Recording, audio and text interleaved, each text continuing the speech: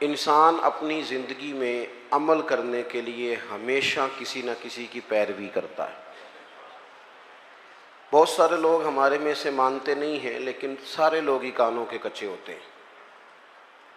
भाई इतना फ़र्क होता है, कुछ थोड़े ज़्यादा कच्चे होते हैं और कुछ थोड़े कम कच्चे होते हैं, लेकिन सारे ही असर कबूल करते हैं। ज़माने में, सोसाइटी में जितनी चीज़ें पाई जाती हैं वो इंसान पर असर अंदाज होती हैं। इंसान बहरहाल किसी को देखता है, बहरहाल किसी के पीछे चलता है, बहरहाल वो किसी को फॉलो कर रहा होता है। कुछ मान कर फॉलो कर रहे होते हैं, तस्लीम करके, एतराफ़ करके, और कुछ बग़ैर माने किसी के पीछे चल रहे होते हैं।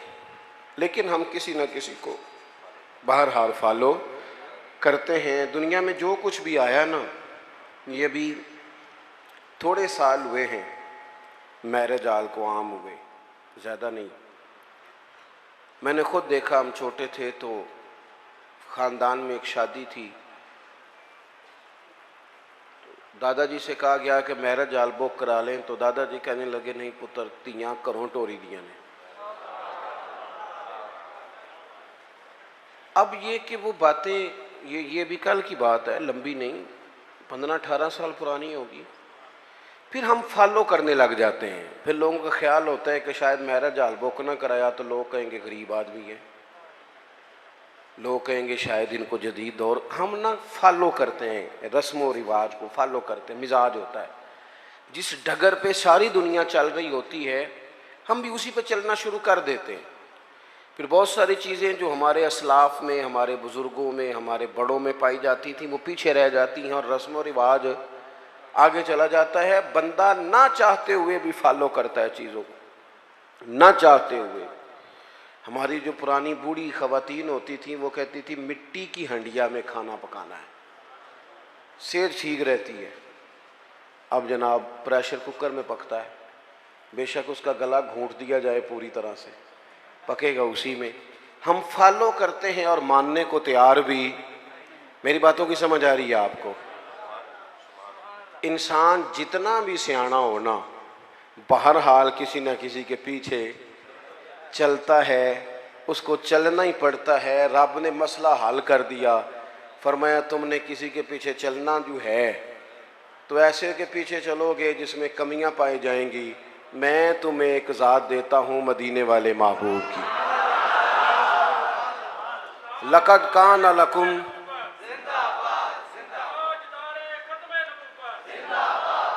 लक़द कान लकुम फ़ी रसूलिल्लाहि उस्वतुन हसना। फरमाया तुम्हारे लिए नबी पाक अलैहिस्सलाम की ज़िंदगी में बेहतरीन नमूना है।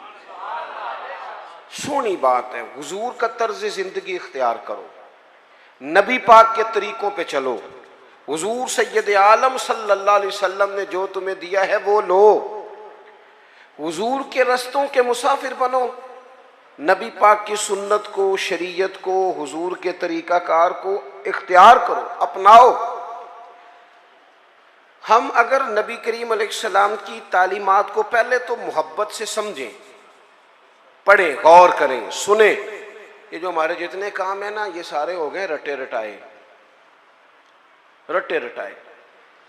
यानी मेरी ज़ाती राय ये है कि अगर एक महफिल सिर्फ इसलिए रख ली जाए कि पर्दे में ख़वातीन बैठेंगी, सामने मर्द बैठेंगे और सिर्फ मियाँ बीवी के हुकूक जो किताब व सुन्नत में आए हैं वो बयान किए जाएं। हो सकता है उस पर वाह वाह कम हो, नारे थोड़े लगें, वेला भी थोड़ियाँ हों, दाद भी कम हो, इमदाद भी कम हो सकता है ये सारी दिहाड़ी दपे वाले मामलात कमज़ोर हों, लेकिन जो रोज़ाना सैकड़ों की तादाद में तलाक़ें होती हैं, मेरा ख्याल है वो कम हो जाएंगी। रसूल पाक अलैहिस्सलाम ने जो खामन को हुकूक बताए हैं ना बीवी के, और जो बीवी को हुकूक बताए हैं खामन के, वो एहसास वाले हैं, एहसास वाले, दर्द वाले, दर्द वाले। नबी पाक अलैहिस्सलाम ने खातून से कहा, याद रखना ये इतना एहसास वाला रिश्ता है जो तुम्हारा तुम्हारे शौहर के साथ है, इतना एहसास वाला। ये नहीं फरमाया कि खुदा के अलावा किसी को सजदा जायज़ होता तो मैं अपने आप को कराता, ये नहीं फरमाया। इस बात की नज़ाकत को समझे। फरमाया रब के अलावा किसी को सजदा जायज़ होता तो मैं बीवी से कहता शौहर को करे। किस हद तक महबूब ने इस नज़ाकत को, और मर्द के लिए भी इसी तरह बयान किया। मर्द के लिए बाहर बड़े अच्छे, बड़े जनाब बेहतरीन, बड़े चौधरी साहब, बड़े साहब, बड़े अल्लामा, बड़े मुफ्ती, बड़े फलान, और घर में मूड ही नहीं सीधा करते। सुबह से बैठी है बेचारी, उसने कोई बात करनी है तेरे साथ, और ये घर की सारी टेंशनें लेके घर आ गया, कहता मैं एडा थके आया, तू मैनू गल सुना रही है। तू किसको सुनाए, किससे बात करे? नबी करीम का उसवा हसना देखें तो हुजूर एहसास करते साथ वालों का। हमारी ज़िंदगी हमारी ज़ात से शुरू होती है। मैनू रोटी पूछी जे कि नहीं, मेरे कपड़े इस्त्री होए ने कि नहीं, मैनू प्रोटोकॉल, वो तो किसी और की भी सोचना। तेरे सब खुशियां तेरे साथ ही वाबस्ता हैं। खुदा मुझे ऐसी खुदाई ना दे कि अपने सिवा कुछ दिखाई ना दे। हुजूर का उसवा हसना क्या है? लो हदीस पाक सुनो, आप खुश हो जाएंगे। हुजूर एक दिन घर में बैठे बैठे मुस्कुराए और फरमाया आयशा, जब तुम मुझसे राजी होती हो फिर भी मुझे पता चल जाता है, और जब तुम्हारे दिल में कोई बात होती है मुझे फिर भी पता चल जाता है। हज़रत आयशा बड़े तजस्सुस से अर्ज़ करने लगी, या रसूल अल्लाह सल्लल्लाहु अलैहि वसल्लम, मैं और आपसे नाराज़? हुजूर ने फरमाया बताऊं फिर? या रसूल अल्लाह फरमाइए। तो महबूब फरमाने लगे तुम कभी कभी कसम उठाती हो? हुजूर उठाती हूँ। फरमाया जब होती हो ना राज़ी तो कहती हो मुझे मोहम्मद मुस्तफ़ा के रब की कसम, और जब नाराज़ होती हो ना, दिल में को बात होती है, तो फिर कहती हो मुझे हज़रत इब्राहीम खलील के रब की कसम। फिर तुम हज़रत इब्राहीम का नाम लेती हो। कुर्बान जाए, क्या अदा है मदीने वाले महबूब, क्या क्या शुगुफ्ता अंदाज है कि जुमलों का एहसास करना के साथ वाला सोचता क्या है, उसकी कैफियत क्या है, वो कहाँ खड़ा हो गया है, उस बेचारे के जज्बात क्या हैं। हज़रत आयशा सिद्दीक़ा तो रो ही पड़ी, अर्ज करने लगी कुर्बान जाऊं करीम महबूब, यहां तक ख्याल रखते हो? कोई बोल, कोई जरूरी है कि कोई रो के दुखड़ा सुनाए तो सुनना है? उसके लफ्जों से गौर करो, उसके जुमलों पर गौर करो, उसकी बातें देखो, उसकी गुफ्तगू कहाँ है और वो कहाँ पहुंच गया है बेचारा, उस दर्द को महसूस करो। हुजूर फरमाने लगे हाँ मुझे पता चल जाता है। तो सैयदा आयशा अर्ज़ करने लगी या रसूलल्लाह, फिर कसम है मुझे उस रब की इसने आपको रसूल बनाया है, मैं नाम ही छोड़ती हूँ पर मेरे दिल में हमेशा मदीने वाले रसूल मौजूद रहते हैं। थोड़ा सा ना हुजूर का उसवा हसना, हमें ज़्यादा मुश्किल बार नहीं है, घरों में है, ज़्यादा मुश्किल बार नहीं, ज़्यादा मुश्किल घर में। आप सुने जी, अल्लाह खुश रखे, हूँ मैं जाना तो मेरा काम जाने, अल्लाह आपको खुश रखे। थोड़ा डाटा हूँ, आप मेरी बात पर तवज्जो करें। अजीज़ दोस्त, होता ये है, बस सिर्फ इस मामले डाटा हूँ, बाकी अल्लाह माफ़ फरमाए, बाकी काम सादा ही है। आप परेशान हो गए, बल्कि ज़्यादा परेशान हो गया बास दोस्त, पता नहीं क्यों डांटे हैं, बड़े सादे हैं जी। अल्लाह ताला हमसे दरगुजर करे, बस कबूल करे। आप गौर करेंगे क्या कह रहा हूँ। देखो हमें ना ज़्यादा मसाइल घर के अंदर हैं, बाहर नहीं। कुछ बंदे ऐसे होते हैं जो ज़्यादा वज़ादार होते हैं, पर्दा रखते हैं, पसंद नहीं करते, वरना घरों के अंदर की परेशानियां बंदे को बाहर भी कमज़ोर कर देती हैं। ये जो बाहर बंदे बड़े तलख होते हैं ना, मोटरसाइकिलों की टक्कर होती है, ये बेचारे घर में परेशान होते हैं। जाने किस उम्र में जाएगी ये आदत मेरी, रूठना उससे तो औरों से उलझते फिरना। कई दफ़ा इंसान अपनी घरेलू मुश्किलात से परेशान होता है। रसूल पाक ने ना हमें जो जो चीज़ बड़ी कमाल करके अता की है, हुजूर ने हमें घर भी बना के दिखाया है। हुजूर ने एहसास किया, ओ यारो देखो चारों बेटियां मेरे नबी पाक की, ये जी अल्लामा साहब हैं, अच्छा जनाब, ये चौधरी साहब हैं, वाह जी वाह, ये जज साहब हैं, ये फलां साहब हैं।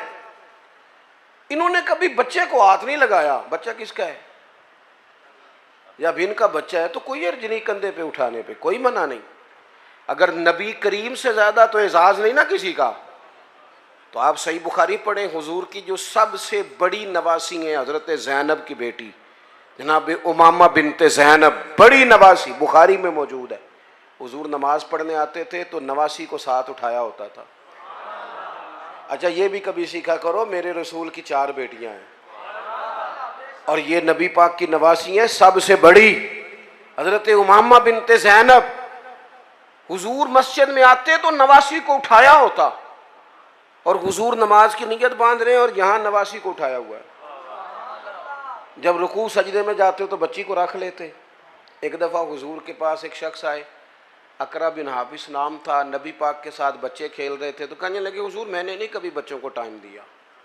तो अडीनी गल करन लगा, वैसे मैं बाज़ ऐसे लोगों को जानना कि वो अपना बाल भी लैके बाहर नहीं आते। कहने लोगों कहना सुनिया तेन रोटी तां मिलती जे तू बच्चे खिडाए थे नहीं ले। ये कोई शर्म वाली बात है? यानी तेरा बच्चा तरस जाए जिंदगी में, तेरा पोता तेरा नवासा, उसे मोहब्बत मिलेगी। नबी पाक से ज्यादा मसरूफ आदमी कोई नहीं।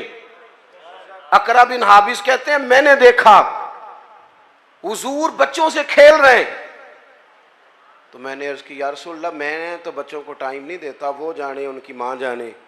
तो हुजूर ने पता जवाब क्या दिया था? ये लिख लेना कहीं दिल की तख्ती पे। हुजूर फरमाने लगे तो अपने बच्चों को भी वक्त नहीं देता? हुजूर नहीं। महबूब फरमाने लगे अगर अल्लाह ने तेरे दिल से, उस शख्स से हुजूर ने कहा, अकरा बिन हाबिस रवायत करते हैं, महबूब उस शख्स से कहने लगे अगर तेरे दिल से रब ने रहमत निकाल ली है तो मैं क्या करूं, मुझे तो रहमत अल्लिल आलमीन बनाया।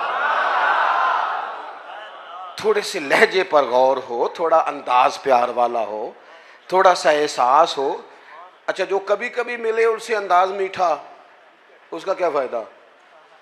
जो हर वक्त साथ है उनसे तो प्यार करना, पहले उनका तो एहसास पैदा करना जिनकी वजह से तुझे छांव मिलनी। तो नबी पाक का जो उस्वा हसना है, हुजूर ने जो हमें जो तरीके दिए वो बिल्कुल आम फहम है, रूटीन के हैं। हमारे यहाँ ना आजकल पीराने उजाम पाए जाते हैं, अल्लाह माशाल्लाह पीर साहब हैं जी। और मुझे एक साहब रोज़ अपने पीर साहब की करामत सुनाते थे, चुप करके सुन लेते थे। मुसीबत ये है कि इनकार करें तो बड़ा मसला बन जाता है। और पीरों की करामत भी हर 1.5 मिनट के बाद ज़ाहिर होती है। वो एक दिन उसके भाई ने को तलाक शलाक दे ली तो मुझे कहने लगे जी तलाक का मसला बताएं। मैं क्या पीरा ने पूछ,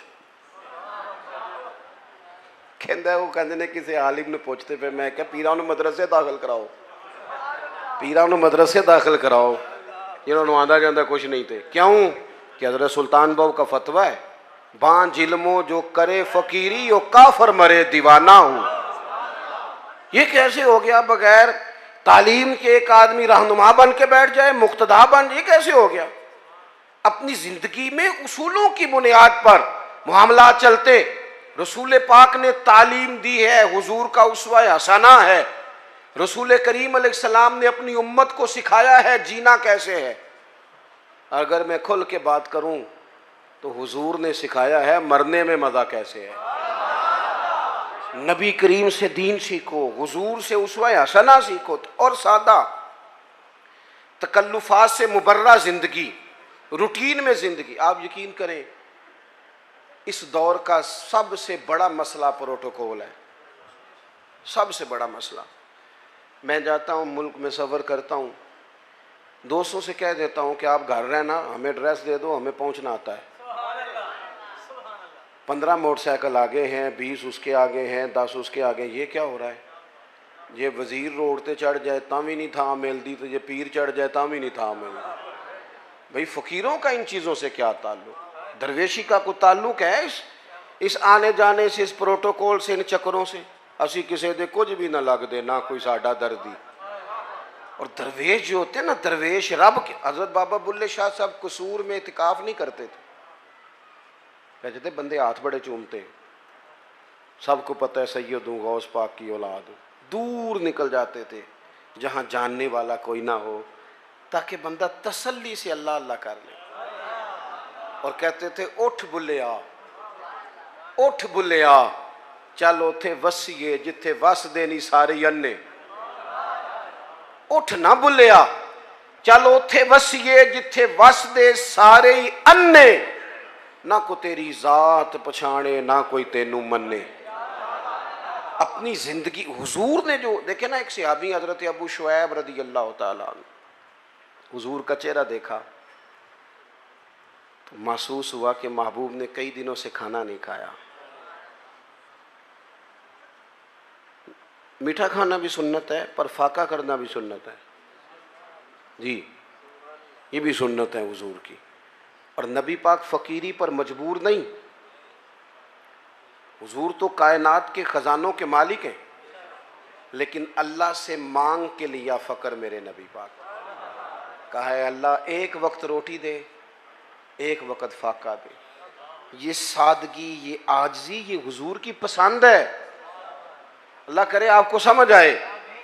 एक होता है फ़कीरी में फ़कीरी करना, वो आसान है। एक होता है बादशाही में फ़कीरी करना। ये जो मदीने वाले रसूल ने की है, ये बादशाही में फ़कीरी की है। बादशाही में फ़कीरी, सादा तर्ज ज़िंदगी, लोग आपसे मिल सकें, प्यार कर सकें, बात कर सकें, गुफ्तगू हो सके, आप तक रसाई आसान हो, आपका लहजा सादा हो, आप कहीं जाएं तो लोग तकलीफ़ में ना आ जाएं, आपके 100 किस्म के नाज नखरे ना हो ज़िंदगी। हुजूर फरमाते हैं मिल्लत के जवानों सुनो, ये शौक़ छोड़ दो। कई दफ़ा ना ज़्यादा दौड़ लग जाती है तो पैसा मिल जाता है, रिश्ते पीछे रह जाते हैं।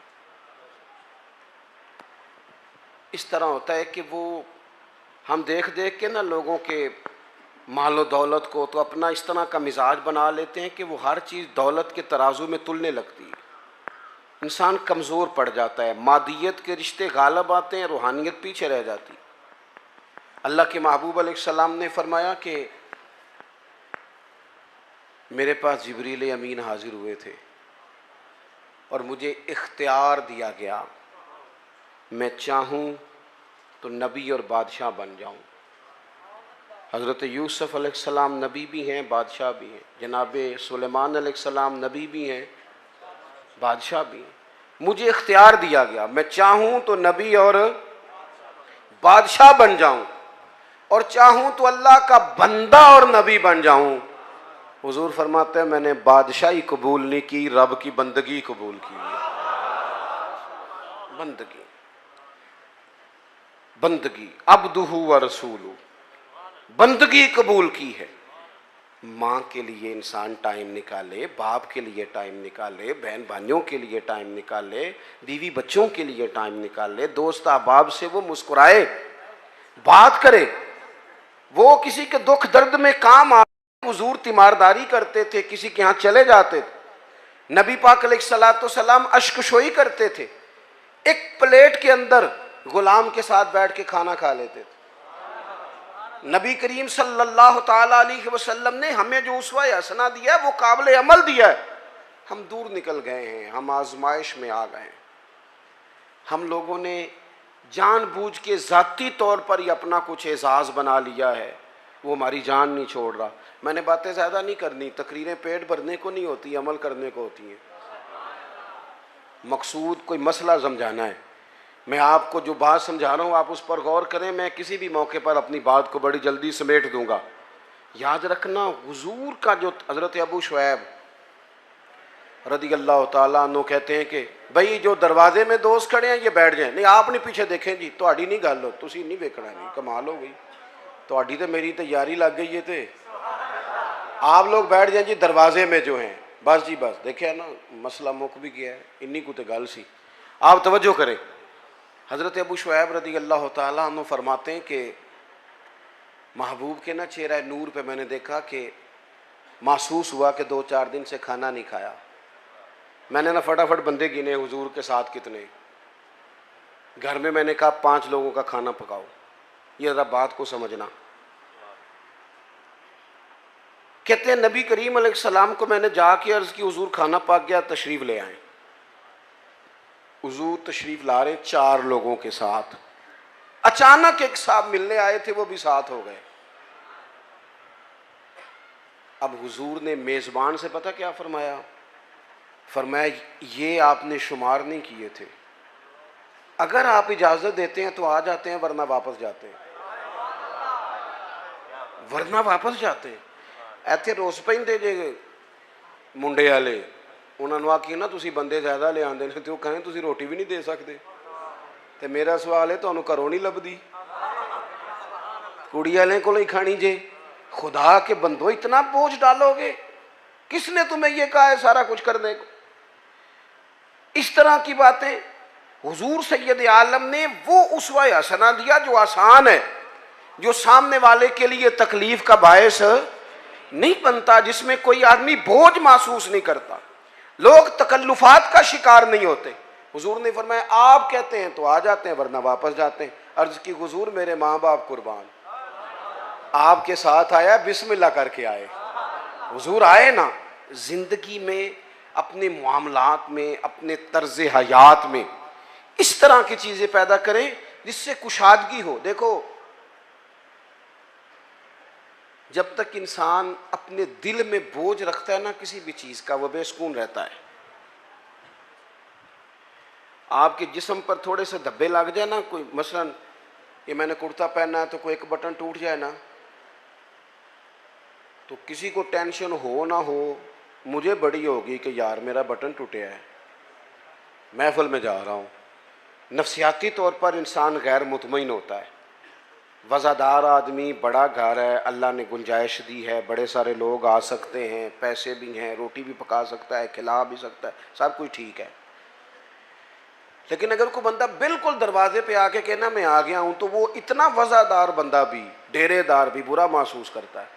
कहता है पहले बताना चाहिए था। क्यों? कहता है यार असी ज़रा सफाई तो कर लेंगे, कपड़े तो बदल लेते। क्योंकि इंसान थोड़ा सा ना, ज़रा सा भी दाग धब्बा घर में कपड़ों पे हो तो बोझ महसूस करता है।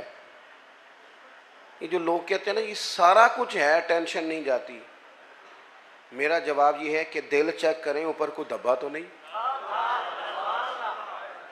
अगर हसद का धब्बा हो, इधर देखो, अगर हसद का धब्बा हो, भूख का धब्बा हो, अदावत का धब्बा हो, तकब्बुर का मसला हो कि मैं कोई शह हाँ, फिर बंदा सारा दिन हिसाब लांदा जे कि मैनू फलाने ने सलाम नहीं किया। ये मुफ्त की बेचैनी है जो सुकून लेने नहीं देती। अगर अंदर कोई मसला बन जाए ना इस तरह का, माँ हा का फी सदरिक, हुजूर ने फरमाया तेरे सीने में खटकते हैं तेरे ऐब, वो तुझे बेचैन कर देते हैं, बेसुकून हो जाता है बंदा। अगर जिंदगी हो सादी, जिंदगी हो सादी, ओ काका तू मैनू सलाम नहीं किया, तो मैं क्या कोई अर्ज नहीं, तुसी कर लो। मेरी बात की समझ आ रही है? भाई आप कर ले सलाम, सलाम जो पहले ले उसे सवाब ज्यादा होता है। इस मुश्किल में पड़ने की जरूरत क्या है? मेरे बहुत सारे प्यार करने वाले दोस्त हैं, दूर दराज से आ जाते हैं और बड़ी मोहब्बत करते हैं, लोग प्यार करते हैं। बाद लोगों का ख्याल होता है कि पीर साहब के सिर्फ हाथ चूमने ही अदब का तकाजा है। तो मैं कहता हूँ अदब का ताल्लुक दिल से है, हाथ चूमने से नहीं है। और मैं ये कहता हूँ कि अकीदतें चेहरों से नज़र आती हैं कि कितनी को हैं, उनको लफ्ज़ों में कैद नहीं करना चाहिए, मोहब्बतों को जुमलों का कैदी नहीं बनाना चाहिए। तकल्लुफ़ात वाली ज़िंदगी जो होती है वो तकल्लुफ़ात, वो अल्लाह खैर करे। हमारे यहाँ बड़े बड़े ऊंचे ऊंचे लकब, बड़ी बड़ी बातें, नकीबे महफिल कर रहा है, फलां साहब आ गए। ओ भाई तू ठहर जा, सादी बात कर, जिसको सब के दिल कबूल कर ले, थोड़ा मुतमईन हो जाए इंसान। ये ज़िंदगी मुश्किलात वाली, इससे बंदा बाहर आए, अपने दिल से ये सारी चीज़ें निकाल दे। आप यकीन करें हुजूर अलैहिस्सलाम ना तरबियत करते थे कि सुबह जब उठो ना तो अपने दिल का जायज़ा लो कि बिल्कुल साफ़ है। और यहाँ तक हुजूर ने फरमाया कि अपनी बीवी से बुग़्ज़ ना रखना। फरमाया अगर उसकी एक बात तुम्हें ना पसंद है तो उस पर गौर कर लो जो तुम्हें पसंद है, लेकिन किसी एक आध बात की वजह से बुग़्ज़ ना पैदा कर लेना, मुकाबले में ना उतर आना। वो साढ़े यहाँ एक फ़ख्र और भी है, वो मुंडा कहता है जी मैं कभी सहुरियां दे घर नहीं गया, मैं तो बाहर ही ला के आ जाना। मैं क्या कोई कमाल है, किसी की बेटी को बुनियाद बनाकर इज्जत करा लेना, ये तो कोई मुश्किल काम नहीं। वो बात है करने वाली। अल्लाह के रसूल ने तो फरमाया ससुर तेरा बाप है, उस्ताद तेरा बाप है, तू फख्र बता रहा है, फख्र वाली बात है। ये तो तुझे थोड़ा सा शर्म करके बात बतानी चाहिए थी। किस तरह की चीजों को हमने अपना एजाज बना लिया, किस चीज को बाइसे फख्र को बाइसे फख्र बातें। मेरे दोस्तों, दिलों में किसी के लिए कोई बात ना हो। नबी पाक अलैहिस्सलाम ने फरमाया ए अंस मेरे बेटे, ये हुजूर अपने गुलाम को बेटा कह रहे हैं, या बुनैया कहते थे जनाब अंस बिन मालिक। ए अंस, ए मेरे बेटे, तुमसे हो सके तो सुबह इस हाल में करना कि तुम्हारे दिल में किसी का बुग़्ज़ ना हो। और अगले लफ्ज़ क्या हैं? हुजूर फरमाने लगे ये मेरी सुन्नत है, और जिसने मेरी सुन्नत से मोहब्बत की उसी ने मुझसे मोहब्बत की है। निरा मिसवाक लेके दांत साफ करना ही सुन्नत नहीं, दिल साफ करना भी सुन्नत है। दिल साफ करना भी सुन्नत है। ये भी तिरमिज़ी की हदीस में मौजूद है। मैं बस बात ख़त्म करने लगा हूँ, आप गौर करेंगे। हज़रत अब्दुल्ला इब्न उमर कहते हैं हम नबी पाक की बारगाह में बैठे थे, दो लोग। आप तवज्जो करें जी, मेरी आप एक बात भी समझ गए ना। देखिए आप कितने सारे लोग माशाल्लाह आए हैं और इतनी मोहब्बत से आप आए हैं। अगर एक बात आज अपनी हम तरबियत कर लें, एक ज़्यादा नहीं, एक बात अगर जलसों को कानों की लज्जत समझ के ना लो, खुदा रहा, बड़ी हो गई तकरीरें, बड़ी हो गई बातें, बड़े हो गए नारे। दीन तो अमल के लिए आया है, अब उसकी अमली सूरतों पर भी आए ना। मैं अक्सर दोस्तों से पूछता हूँ, सब ने हदीस सुनी हुई है ना कि एक औरत ने कुत्ते को पानी पिलाया था तो बख्शिश हो गई थी, सुनी है ना। लेकिन यहाँ सड़क पे गाड़ी से टकरा के कुत्ता मर जाए ना, तो उसका गोश्त गाड़ियों के टायरों से लग के सड़क से हटता है। कोई बंदा छड़ी के साथ भी साइड पे नहीं करता। किस लिए सुनते हैं तकरीरें, किस लिए पढ़ते हैं जुमे? क्या समझा हुआ है कि सिर्फ ये बातें बातें करने के लिए? दीन तो अमल के लिए आया है। जो कौम, मुझे अल्लाह ने तौफीक दी, हमने खिदमत की वहाँ थोड़ी सी बड़ी बड़ी मुख्तसर सी, सबसे थोड़ी हमारी है। सैलाब ज़दगान के लिए हम गए, 2 दफ़ा मैं खुद भी गया और मेरे संगी तो तसलसल से वहाँ खिदमत में मसरूफ़ रहे। जितनी सियासी जमातें ना आपके मुल्क में, सारी हुकूमत में हैं। किसी की पंजाब में हुकूमत है, किसी की मरकज़ में हुकूमत है, किसी की सिंध में है, किसी की खैबर। कूरन क्यों लग पे हो? मैं गलत गल की थी? बड़ी आपने गौर शुरू कर दी है। हाँ हाँ, खूब करे हमद से थोड़ा सा गिला भी सुन ले, थोड़ा सा तो सुने ना, सच्ची बात तो सुने। है ना सबकी हुकूमत, सारे हुकूमत में। क्यों नहीं गए ये सारे सैलाब? वहाँ जाके डेरा लगाते ना। मैं और जब तक खबरें तेज़ थी ना कि सैलाब आया हुआ है, हमारे दिल भी नरम थे। जिस दिन से खबरें ठंडी हैं, सैलाब वालों के घर बन गए, सबके चले गए वो घरों में, हम तो चुप कर गए क्योंकि खबरें ठंडी हो गई। हम तो ट्रेंड पे चलते हैं, मीडिया वार पे चलते हैं। जिंदगी हकीकतों से गुजरती है, खबरों से नहीं गुजरती, हकीकतों से। किसी के घर रात रहना पड़ जाए तो किसी के कमरे में नींद नहीं आती। मुझे बताओ, जो 2 महीने से झोंपड़ियों में बैठे हैं उन्हें कैसे नींद आती है? बेटियां सांझी नहीं होती, तो जो सड़कों में बैठे हैं बच्चियों समेत। बस हम लोग, मर्जी हमारी अपनी है, मखसूस सा हमारा मिजाज है, उसके मुताबिक ज़िंदगी गुजारना चाहते हैं। असल एहसास है जो रसूल करीम ने अता फरमाया। अब तो ऐसी हवा चली है कि हर शख्स सोचता है तमाम शहर जले, बस एक मेरा घर ना जले। ये हमें बना दिया गया है, ये खुद गर्जी सिखा दी गई है, मादा परस्ती। बहरहाल बात ज़्यादा नहीं करनी। हज़रत अब्दुल्ला इब्न उमर कहते हैं मैं और जनाब अंस बिन मालिक हुजूर की बारगाह में बैठे थे। अचानक दरवाजे पर दस्तक हुई। हुजूर ने फरमाया दरवाज़ा खोलो, जो बंदा दरवाजे पे आया है वो जन्नती है। ये ज़रा देखो मेरे नबी पाक का इल्म गैब, ये देखो मुस्नद इमाम अहमद बिन हंबल में हदीस मौजूद। और मेरे आला हजरत ने तो बात ही ख़त्म कर दी, कहने लगे और कोई गैब तुमसे नेहा हो भला, जब खुदा ही ना छुपा रहा। तुम पर करोड़ों दुरूद। नबी करीम अलैहिस्सलाम ने फरमाया जो बंदा दरवाजे पे जन्नती है। फरमाते हैं हमने दरवाज़ा खोला तो बंदा बड़ा सादा था, ताज़ा वज़ू किया था तो पानी के कतरे दाढ़ी से गिर रहे थे और जूते उसने लपेट के बगल में रखे हुए थे। वो आया, उसने जूते एक जगह पे रखे, सलाम ली, जो बात करनी थी की और चला गया। कहते हैं बड़ा तजस्सुस हुआ कि यार कमाल हो गई है, जैसे हुजूर जन्नती कह दे। कमाल नहीं हो गई? हुजूर तो मुस्कुरा के देख ले तो करम हो जाता है, और जिसको हुजूर जन्नती कहें। कहते हैं दूसरा दिन था, वही टाइम था, वहीं बैठे थे, फिर दरवाजे पे दस्तक हुई। हुजूर ने फरमाया खोलो दरवाज़ा, जो दरवाजे पे आया है वो जन्नती है। कहते हैं देखो करम अल्लाह का, हमने दरवाज़ा खोला तो बंदा वही था जो कल आया था। बड़े नसीब हैं भाई। कहते हैं उसी तरह आया, वुजू ताज़ा किया हुआ था, कोई बात की और चला गया। अल्लाह की कुदरत को उसने इत्तेफाक, करम बालाए करम, वहीं बैठे थे, तीसरा दिन था, फिर दस्तक हुई, मैं हूं और जनाब अनस बिन मालिक थे दरवाजे पे, आने वाला आया, महबूब ने फरमाया खोलो भाई जन्नती आ गया है। कहते हैं वही बंदा आ गया। मैं बरेली शरीफ में हाजिर था इंडिया में, तो आला हजरत के भाई हैं मौलाना हसन रज़ा, उनके पोते थे शेखुल हदीस मौलाना तहसीन रज़ा रहमतुल्लाह ताला अलैह। उनसे मैंने कहा हजरत अपना कुछ शेर सुनाए। बड़े काबिल आलिम थे, 2008 में उनका विसाल हुआ।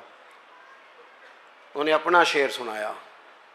कहने लगे इल्मे गैबे रसूल के मुनकर इस हकीकत को भूल जाते हैं, गैब माना के राज है लेकिन राज अपनों से कब छुपाते हैं। वअल्लमा का मालम तकुन तालम। नबी करीम अलैहिस्सलातो सलाम ने तीसरे दिन भी फरमाया जो दरवाजे पे आया है वो बंदा जन्नती है। फरमाते हैं दरवाज़ा खोला तो बंदा वही था। हज़रत अब्दुल्ला इब्न उमर कहते हैं मैं वो घर गया तो मैं उसके पीछे हो गया। मैंने कहा यार मेहरबानी करो, मुझे कुछ 3 दिन का मेहमान नहीं बना लेते, खुद का खुद। कहते मैं ढूंढना चाहता था कि पता करूं कौन सा ऐसा अमल करता है जिसकी वजह से 3 दफ़ा हुजूर ने जन्नत की बिशारत दी। असी भी पता कराई दै, पता करो इन्हें पैसे किमें इकट्ठे कीते ने, पता करो मशहूर के जो है, पता करो शार्ट रास्ता कौन सा है। इससे बंदा कमज़ोर हो जाता है, कमज़ोर। वयरज़ुक़हु मिन हैसु ला यहतसिब। रब फरमाता है जो मुझ पे भरोसा करे ना, मैं वहाँ से रिस्क देता हूँ जहाँ से उसका गुमान भी नहीं होता, सोचा भी नहीं होता, वहाँ से दे देता हूँ। आप फरमाते हैं मैं उनके घर चला गया, 3 रातें और 3 दिन मैं उनके साथ रहा, लेकिन वो इशा पढ़ते जमात से और फजर तक सोए रहते, उठ के फजर पढ़ते, तहज्जुद भी नहीं पढ़ते थे। सदका भी मैं उनसे ज़्यादा देता था, बाकी मामलात में भी मैं समझता था कि मैं तो ज़्यादा जिक्र फिक्र करता हूँ। फरमाते हैं कोई ऐसी चीज़ मिली नहीं कि इतना बड़ा करम 3 दफ़ा हुजूर ने जन्नती का।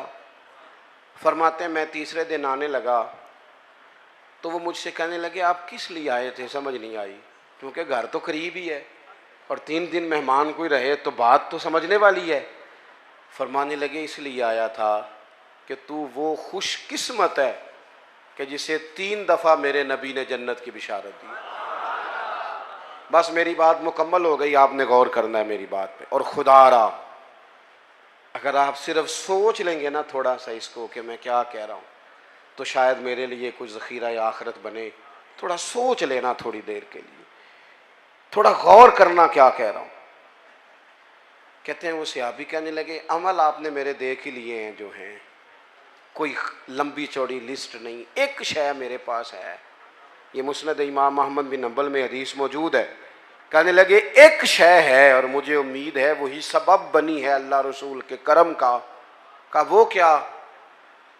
फरमाने लगे मैंने जब भी अपना सीना देखा है ना, मेरा सीना बड़ा साफ है, ना बुग़्ज़ है, ना अदावत है, ना कीना है, ना हसद है, ना किसी के लिए।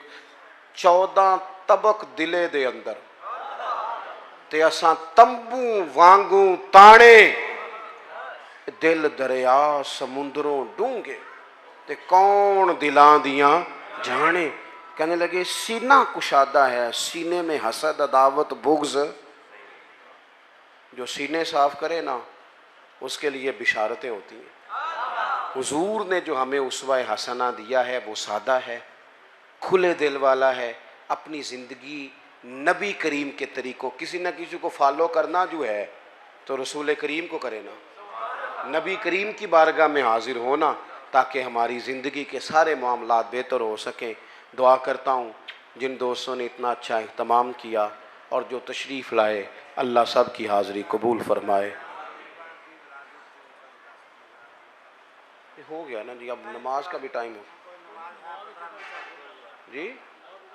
अच्छा चले, मैं 1 मिनट बात और कर देता हूँ जी। मैं ना जी 20 मिनटां वाली तकरीर नहीं, तुसी मौलवी हो सद्या जिहड़ा थोड़ी तकरीर करता है, ये तो फिर तुहानू पर्ची पानी चाहिए सी।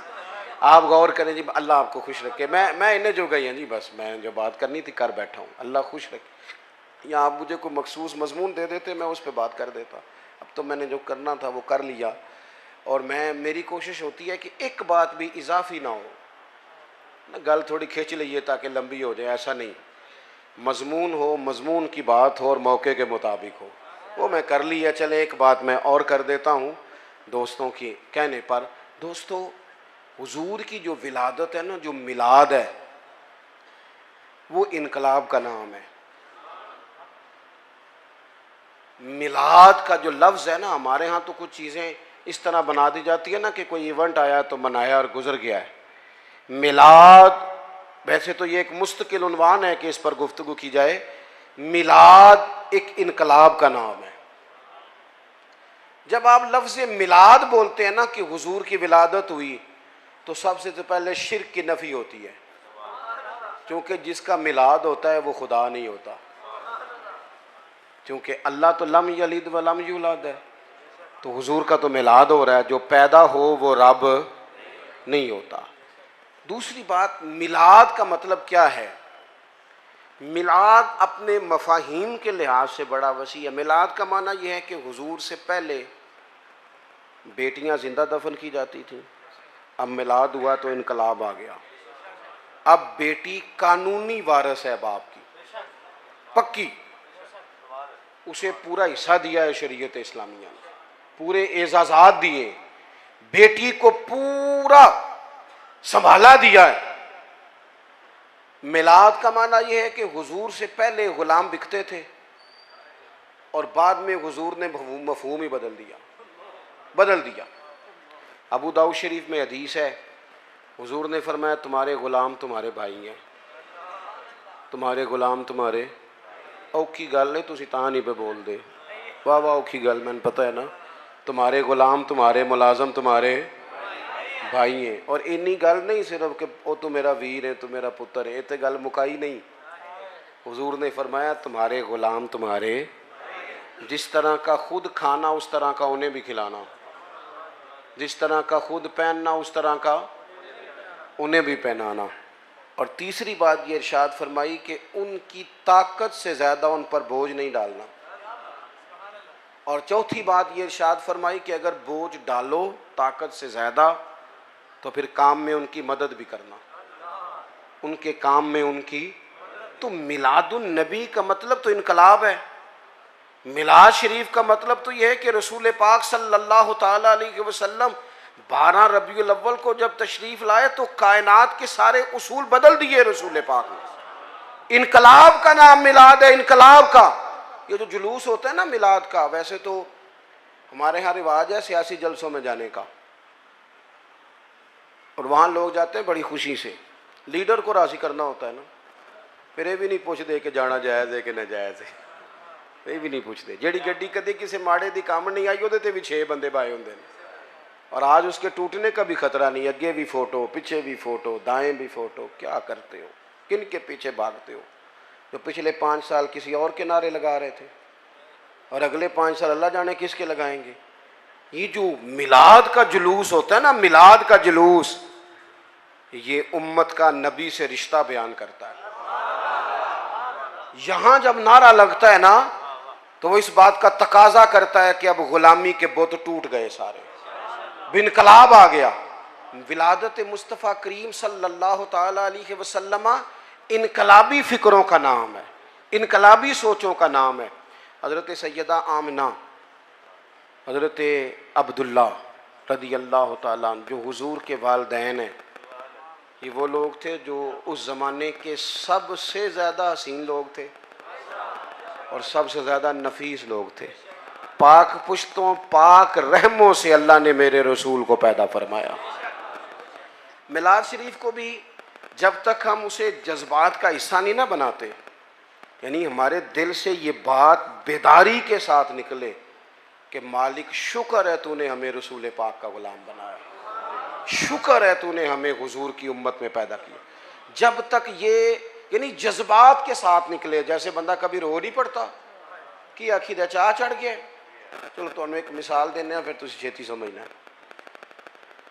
कई जगह ते बच्चा मैटर करता है तो कई जगह ते उहदा अब्बा मैटर करता है, क्योंकि वो सारी मेहनत अब्बा जी दी होती है। अब्बा जी बेचारे जोर देते हैं, पीछा करते हैं। देखो कुछ मुंडे नाराज तकते ने मैनू, मैं सही कह रहा हूँ। मेरा दिल करता है कई बार कुछ बच्चे मैट्रिक करते हैं तो उन्होंने अब्बा जी को आखा तुसा किया नहीं तो इन्हें को नहीं सी करना। बाज़ जगह वालिद ही करता है मैट्रिक और उसे बड़ी खुशी होती है, थोड़ी सी टेंशन भी होती है। जब मैट्रिक किया था तो 31 मार्च को नतीजा आता था, तो जिन्हें जिन्हें पेपर दिते होंगे सन 1 मार्च तो नमाज भी शुरू कर लेंगे सन, उनका वालिद भी शुरू कर लेता था, क्योंकि नतीजा आता था ना 31 मार्च को। वो फिर 31 मार्च को अब्बा जी एडे राजी होंगे सन, एडे राजी होंगे सन, एडे राजी होंगे सन, मुंडा पास हो गया है कि जेडे बंदे ने नहीं भी ना खुश होना उन्होंने भी फोन कर लेंगे सन, कह सन भाई मुबारक हो तेरा भतीजा पास हो गया। वो भी चलो जिस तरह की भी उस मुबारक दी, जवाब में मुबारक, लेकिन वो खुशी ऐसी होती थी जो संभाली नहीं जाती थी। वो मुबारक हो भी बेटा पास हो गया है, जब वो भी कहता था खैर मुबारक, हालांकि रवैया उसका वो नहीं था। आप बात को समझ लें, कुछ खुशियाँ संभाली नहीं जाती। ना समझ आए तो हज़रत अनस बिन मालिक फरमाते हैं वो दिन नहीं भूलता जिस दिन हुजूर हिजरत करके मदीने आए थे। नबी पाक हिजरत करके मदीना आए तो जो सहाबा में जोश खरोश था, जो मोहब्बत थी, जो रंग था, जो अंदाज था, वो इतना अनोखा और निराला था कि फरमाते हैं आँखों के सामने से मंजर जाता। बनु नज्जार तगड़ा कबीला था अरब का, बच्चियां दफ लेके बैठ गई। वो नन्ही बच्चियां जो बैठकर वहाँ दफ बजाती थीं और रसूल पाक की जानिब इशारे करके गाती थीं और कहती थी हम हैं बच्चियां नज्जार के आली घराने की, खुशी है आमना के लाल के तशरीफ़ लाने की। तो वो तसव्वुर पैदा करें, उस तरह का लहजा हो कि खुशी हमसे संभाली नहीं जा रही। अल्लाह ताला मेरी आपकी हाज़िरी